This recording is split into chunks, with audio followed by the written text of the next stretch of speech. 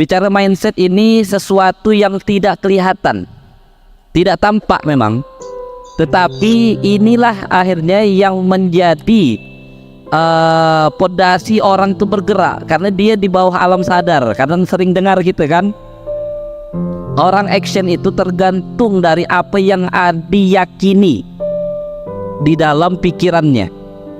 Nah, kita pernah belajar ada 60.000 kata-kata yang berputar setiap hari di kepala kita. Bayangkan, ada dari 60.000 kata-kata itulah keputusan-keputusan yang kita buat. Nah, itulah jadi kondisi kita sekarang ini hasil keputusan kita yang lalu. Nah, maka teman-teman jangan anggap remeh memang nih. Pelan-pelan. Kemarin saya pernah menyampaikan lagi.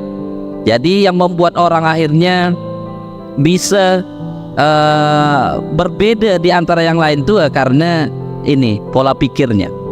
Nah, perbaiki mindsetnya, berubah nasibnya.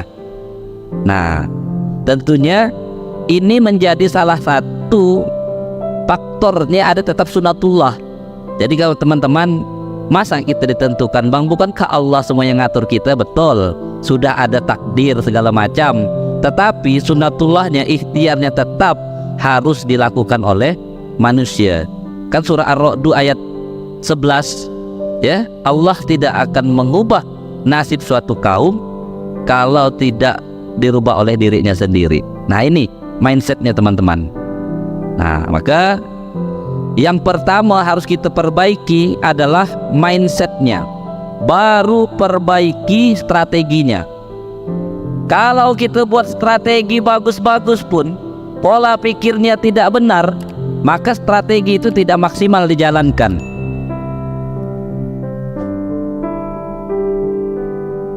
Karena teman-teman, kalau sudah mindsetnya benar, strateginya itu akan ngikut.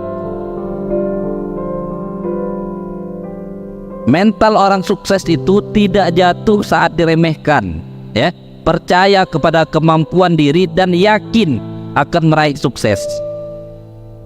Maka kalau kita lihat di pondok ini, dari 7 culture itu yang pertama adalah percaya. Percaya ini yakin, kawan-kawan. Tentunya yang pertama, percaya kepada siapa? Percaya kepada Allah, yakin kepada Allah. Nah, maka ini modul-modul yang ke depan tidak akan canggih-canggih. Kita akan mengulang lagi belajar tentang rukun iman. Harapannya ketika teman-teman SPA, santri ngelotok nanti materi tentang itu, bisa mengajarkan kepada para donatur, kepada orang-orang baik yang membersamai kita. Karena teman-teman, menurut kita tuh materi yang remeh-temeh, tetapi bagi orang-orang yang tier 4, tier 3, maksudnya yang baru belajar Islam, itu adalah ilmu yang luar biasa. Nah ya, kalau tak percaya, coba teman-teman bikin tes gitu ya, sosial eksperimen, tanya orang tentang rukun iman. Bisa jadi banyak yang tidak tahu urutannya, apalagi tidak berurutan pun biasa ada yang tak hafal, kawan-kawan. Nah ya, silakan nanti dibuat kalau tak percaya. Maka hal-hal yang basic lagi terus kita buat, akan kita ajarkan. Jadi mindset ini ya penting. Mindset ini namanya pola pikir ya, kawan-kawannya. Mindset itu pola berpikir. Nah, mindset yang pertama yang harus ada pada diri kita, jika ingin menjadi yang terbaik, jangan berpikir dan bertindak seperti mayoritas orang. Nah, nih kemarin kita dapat sebuah pembelajaran ya. Kita ada acara setiap Ahad itu ya, namanya Ahad Bahagia. Nah, biasa yang lain pada bertanya. Kemarin alhamdulillah ada Ustadz Azmi, Bang Azmi, saya mau berbeda Ustadz. Kalau orang bertanya, saya mau jawab pertanyaan. Nah ya, itu sedang mempraktekkan mindset ini. Kadang kita tak pede untuk menjadi yang berbeda, karena dianggap norak lah, tidak ngikuti tren lah gitu ya.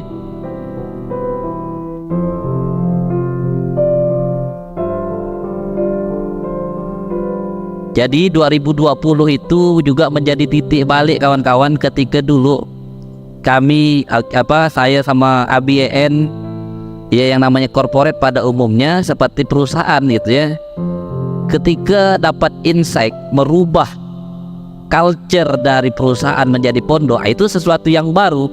Tetapi siapa nyangka tindakan yang berbeda atau keputusan yang berbeda kita ambil di 2020 sekarang baru terasa. Bahkan sekarang pelan-pelan menjadi tren yang baru. Orang pada berbondong-bondong untuk merubah bagaimana ayat perusahaannya berubah menjadi spiritual company. Ya, tak mudah memang. Bayangkan perusahaan yang biasanya tidak ada aturan ditambah aturan baru. Kita mulai dari pekan depan, kata ABN waktu itu, ada kajian ba'da subuh. Malah yang paling pertama protes ya teman-teman HRD. Macam mana ngitungnya bang? Kan kita masuk kerja jam 8 bang, ini disuruh masuk jam 5. Bayangkanlah tuh. Nanti tanya Kak Despi. Kak Despi dulu paling protes juga ke saya. Cemana bang? Ya gitu. Kita adakan one day one juz, baca Quran 1 hari 1 juz. Nah itu cukup menantang kawan-kawan, sesuatu yang baru. Nah tetapi itu pelan-pelan sekarang menjadi salah satu kekuatan yang kita narasikan karena kita sudah praktek duluan kawan-kawan.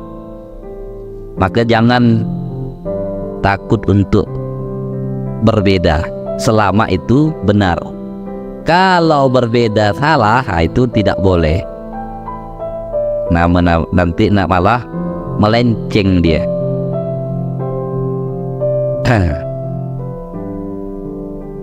Oke, yang pertama apa? Pertama ingin menjadi yang terbaik. Yang kedua berbeda. Jangan berpikir dengan kebanyakan orang. Nah, kemudian yang kedua, tak terasa dah jam 6. Yang kedua, tanamkan dalam bawah sadar kita, semua hal bisa dipelajari dan di-training. Kalau sebagai leader berpikirnya semua bisa di-training kok. Nah kalau kita juga jangan punya mental block. Mental block tuh kalah sebelum bertarung. Mau maju ke depan tuh banyak yang dipikirkan, padahal maju ya. Gitu. Cun, bahasa Sambasnya tuh cun. Cun itu apa ya? Don. Demam panggung. Kita suka memikirkan sesuatu yang belum tentu juga terjadi kan. Kalau gini nanti gimana. Padahal jalan ya. Insya Allah semua hal bisa dipelajari. Banyak di pondok ini yang kita awal-awalnya tidak tahu keilmuannya. Action aja dulu, Allah yang datangkan orang yang mempelajarinya, orang yang datangkan orangnya. Nggak dulu buat kutab tuh sama Ustaz Aldo. Baru sebelum buat kutab, tolong cari referensinya Ustaz. Nggak tahu juga Ustaz Aldo tuh. Sampai akhirnya kita dikirimkan orang yang pernah mengabdi di kutab Al-Fatih sekian tahun, Ustaz Aziz kan. Nggak ada tahu kita. Itu skenarionya. Tak ngerti fundraising, datangkan Bang Ica. Tak ngerti keuangan, datangkan Bang Freddy. Kan? Semuanya pelan-pelan. Mau ngurus kampus, datangkan Ustadz Bang Heri. S2 dah. Alhamdulillah pelan-pelan. Belum ada yang ahli tahsin, didatangkan Ustadz Andri.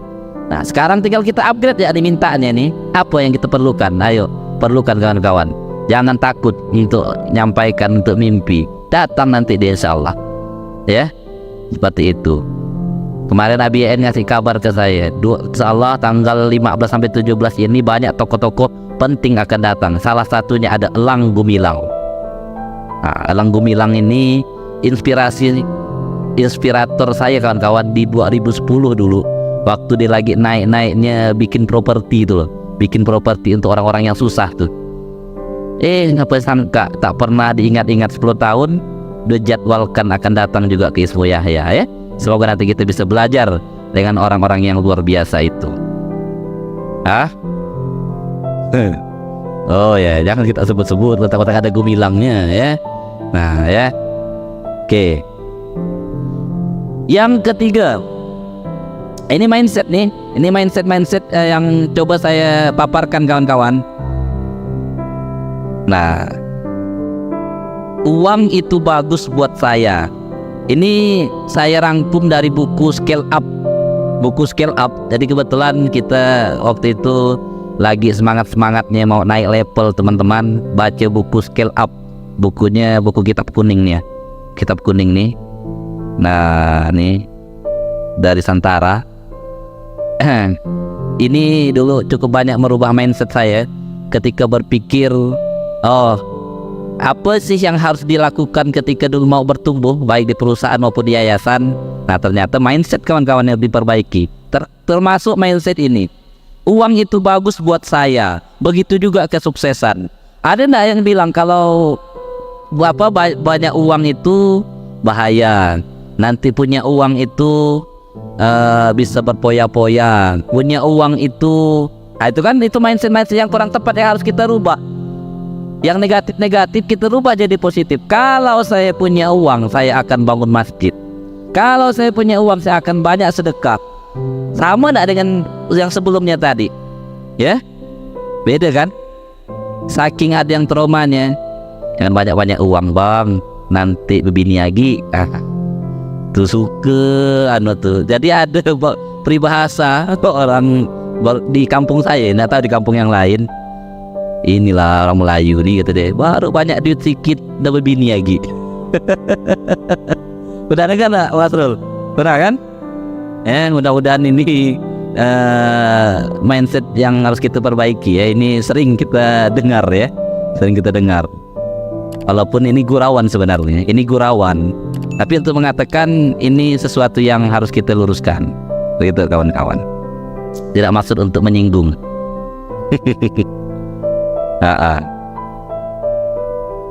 Karena tadilah apa yang kita dengar, apa yang sering kita lihat, itu tuh berpengaruh ke bawah alam sadar kita kan.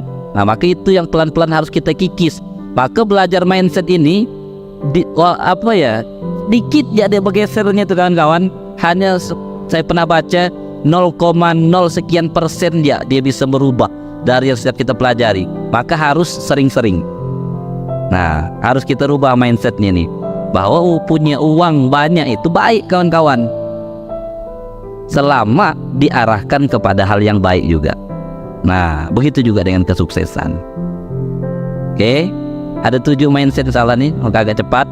Yang keempat, hasil yang saya dapat bergantung pada perilaku saya.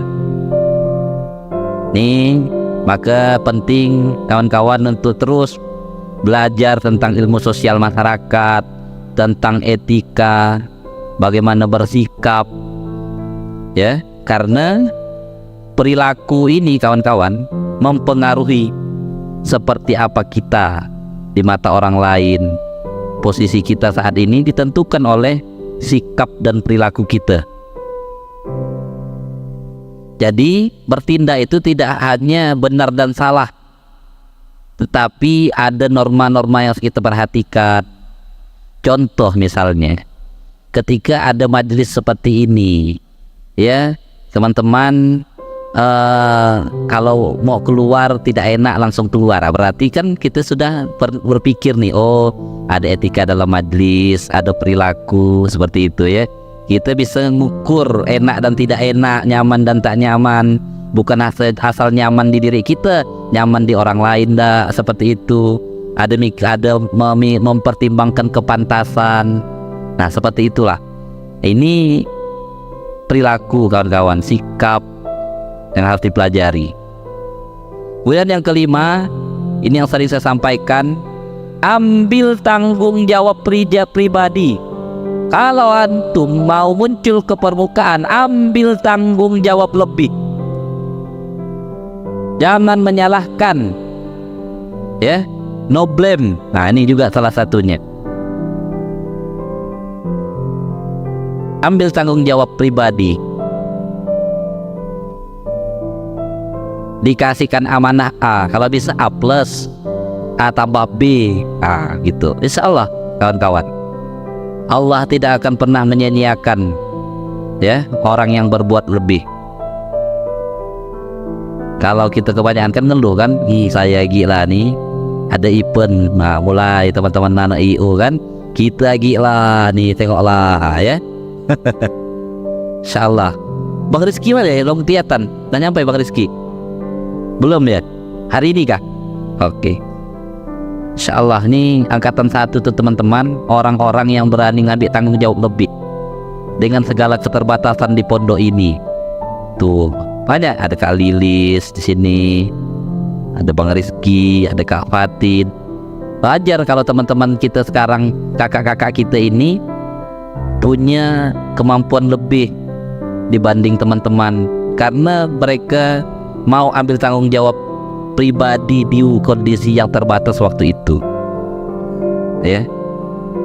Kemudian yang keenam, no ex, apa nih bacanya nih?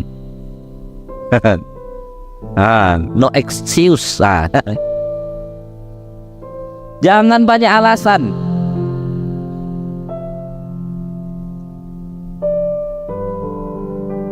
Karena yang paling mudah itu beralasan. Yang mudah tuh menyalahkan orang lain tuh tadi kan, menyalahkan orang lain, beralasan, banyak alasannya, A, B, C. Kalau tak bisa, yang paling nyaman tuh kan punya alasan kan. Ngapa tak ada selesai? Itulah bang, banyak kerjaan saya nih bang, begitu.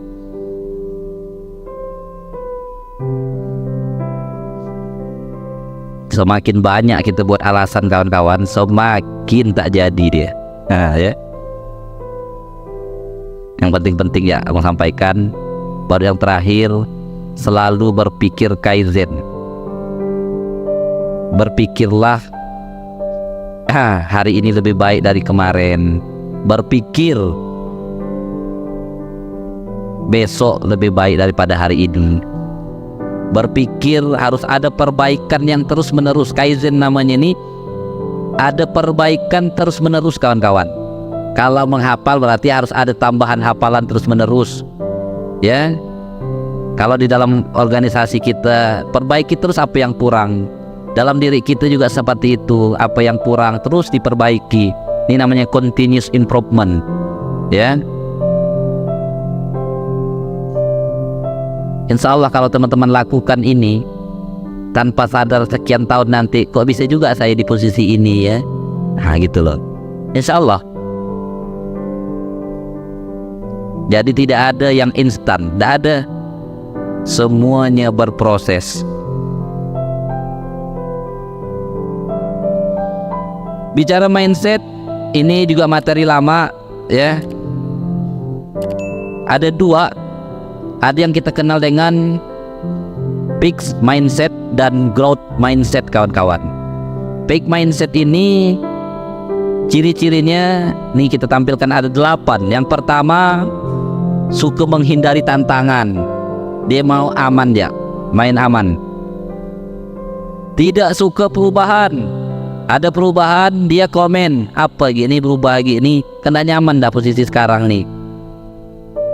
Selalu mencari alasan tuh tadi ya, cari alasan. Melihat peluang sebagai masalah. Saat orang yang growth mindset berpikir, wah keren nih, ketika Bang Ican kita tantang buat event apa lagi nih Bang Ican yang ada hubungannya dengan visi misi di Agustus ini. Kalau orang lain berpikirnya apa lagi ini masalah, tapi Bang Ican bilang kita akan adakan hataman wisuda 1000 orang yang kita berantas buta huruf Quran. Insya Allah hari ini silakan santri semua ikut ya. Teman-teman yang mau ikut TFT, training for trainer, ikut hari ini ya. Ini bisa menjadi salah satu senjata kita yang ada di ekosistem ini kawan-kawan, yang ada di keluarga besar Sidak. Ketemu orang yang tidak bisa baca Quran, oke. bisa langsung kita tuntaskan. Begitu. Kayak apa namanya ya? Kalau tabib tuh ada orang sakit sehat. Nah, kita punya senjata juga di sidak ini, minimal menguasai modul Sakifa. Ketemu orang tidak bisa baca Quran, kasih buku Sakifa, ajarkan, bisa tuntas. Karena tidak bisa mengharapkan Bang Ustadz Adim. Ustadz Adim aja sekarang di Singkawang ada 13 titik keliling. Mabuk nanti dia mau keliling Kalbar. Harus bagi tugas. Ada 14 kabupaten kota. Kalau mau menyelesaikan Kalbar aja, kalau satu kabupaten satu orang, demam, benar. Nah, maka harus banyak nih. Ya, semoga target Bang Ican 1000 yang akan kita wisuda nanti di 17 Agustus tercapai. Melihat peluang sebagai masalah, itu baik mindset, harus dibalik. Nah, peluang itulah yang harus ditangkap. Tidak bisa dikritik, suka dengan zona nyaman, merasa setiap usaha yang dilakukan adalah sia-sia, berhenti belajar setelah lulus sekolah. Nah, ya. Apa tak belajar? Luas saya dah Bang, dari TK, SD, SMP, SMA, kuliah. Datang pondok ingin saya suruh belajar lagi. Hatam saya dah tuh. Masalah yang kita praktekkan berapa banyak? Atau lebih banyak lupanya kan? Oke. Sip, lanjut. Terakhir, growth mindset ciri-cirinya: 1. Menyukai tantangan, siap menerima perubahan, selalu mencari solusi, melihat masalah sebagai peluang, siap belajar dan siap dievaluasi, anti zona nyaman, kegagalan adalah pembelajaran, sekolah sebenarnya setelah lulus sekolah. Dunia nyata sesungguhnya itu ketika kita terjun ke masyarakat, bukan saat kita ada di lembaga sekolah. Ini kawan-kawan, silakan dipoto, di screenshot aja biar cepat mencatatnya.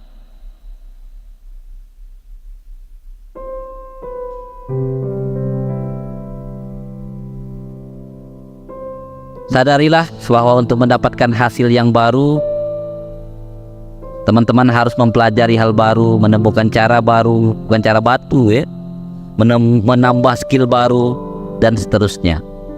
Belajar ilmu baru, belajar skill baru, berpotensi mendapatkan rezeki baru. Ya insyaallah. Seperti itu kawan-kawan.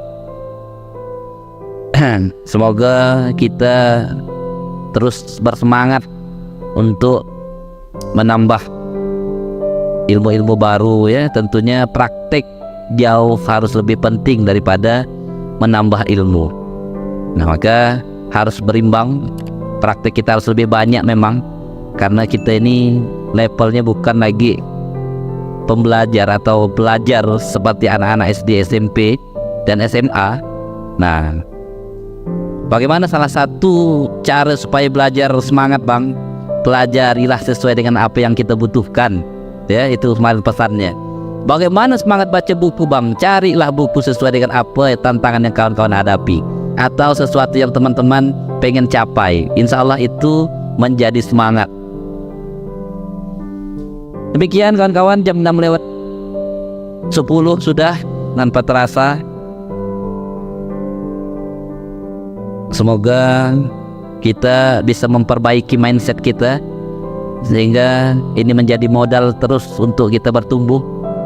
Saya doakan yang punya impian, yang punya hajat, Allah mudahkan impian dan hajatnya, Allah kabulkan segala cita-citanya. Amin ya rabbal alamin. Demikian, yang baik-baik datang dari Allah, yang kurang baik datang dari pribadi. Kita akhiri dengan wabillahi taufiq wal hidayah. Wassalamualaikum warahmatullahi wabarakatuh.